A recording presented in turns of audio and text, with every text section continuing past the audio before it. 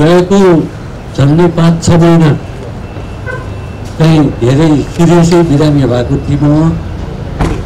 र त्योभन्दा पहिला यस आरएनजिसी हाम्रो मदर क्लबमा आउनको लागि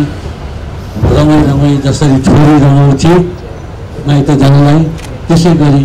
रमाई आउँथे। अहिले हाल म खास फिट नहुनाले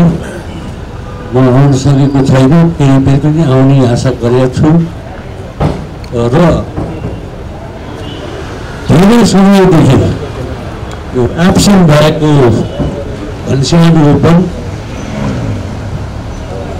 फेरि छिटो सुरु गराइदिनु हुन पिजिए र परिवारलाई धन्यवाद गर्दछु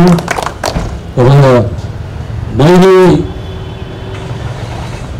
मेरो भइपरि आउने खाताबाट 50 लाख यो घनश्याम ओपनलाई छुट्याएको छु र यो फिक्स डिपोजिटमा राखिएको छ र यसबाट आएको ब्याजले घनश्याम ओपनको विनरहरूलाई प्राइज पाइनेछ र हालसम्म सुजन नेपाल ओपन अर्गनाइज गराइदिनु भएकोमा सुजन नेपाल परिवारलाई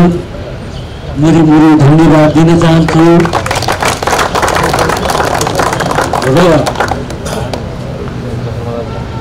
प्रोफेसनल गोल्फ एसोसिएसन परिवारलाई पनि